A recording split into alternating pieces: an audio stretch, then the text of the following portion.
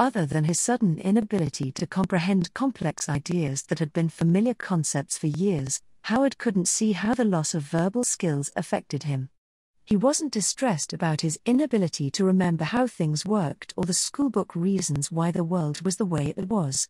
He was too comfortable to think about difficult subjects like engineering or philosophy.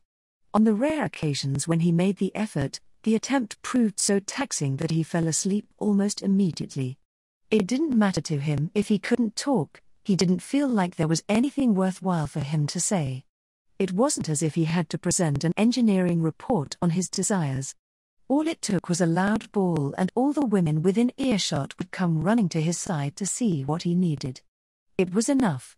The week passed and then another as he drifted in the timeless contentment of babyhood. Chapter 8: Old Endings and New Beginnings.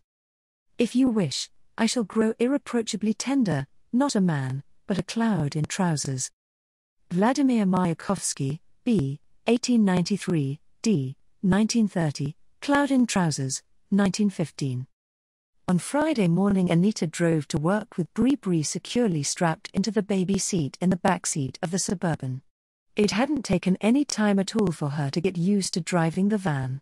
The leather-wrapped steering wheel fit comfortably in her hands while the Suburban's power steering made it easy to control the huge vehicle. She eased her back luxuriantly into the Australian sheepskin seat cover that Howard had bought for the driver's seat of his Suburban. He had said at the time that it would help keep his suits neater and drier than sitting on the leather upholstery. The woolly sheepskin was supposed to breathe or some such nonsense. He had been right about that.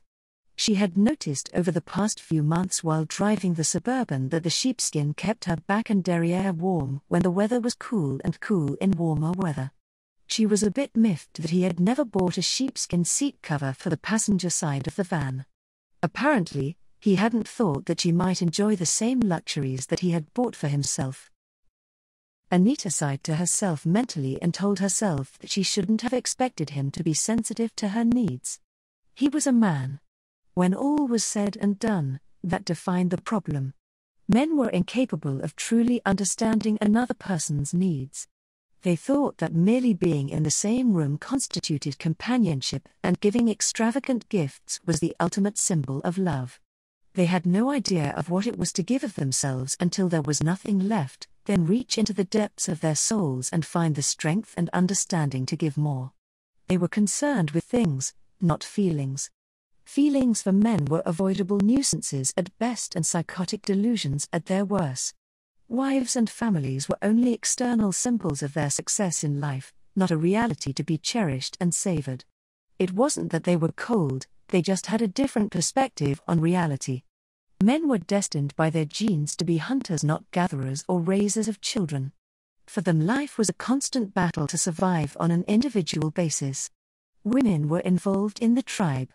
They constituted its only hope for survival as a unit.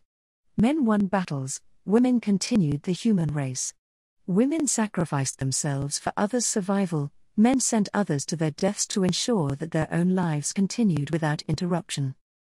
Neither was wrong or evil, it was just that men and women were diametrically opposed in their interpretation of how life should be lived.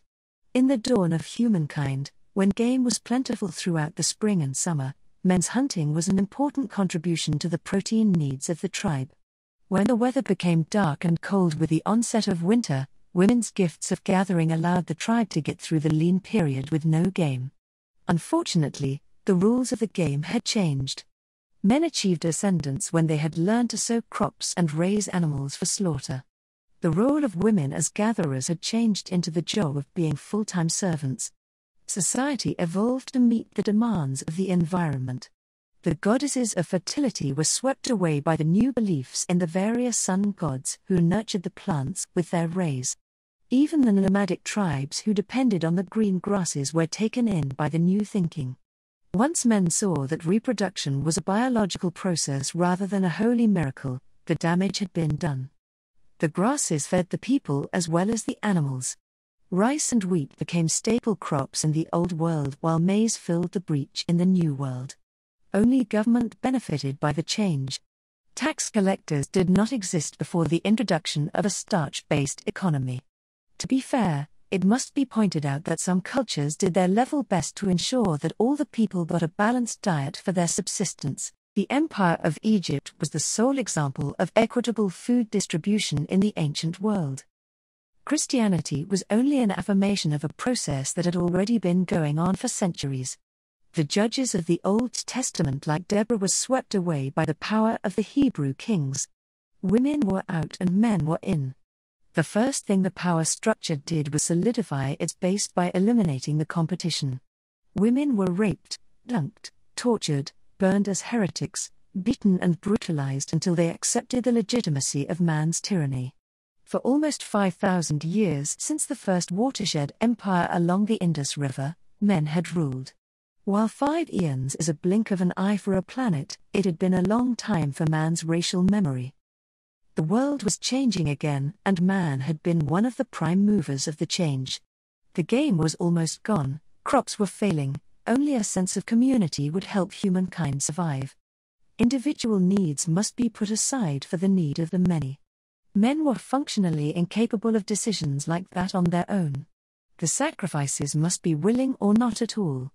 Only women could make the decisions necessary in the coming world.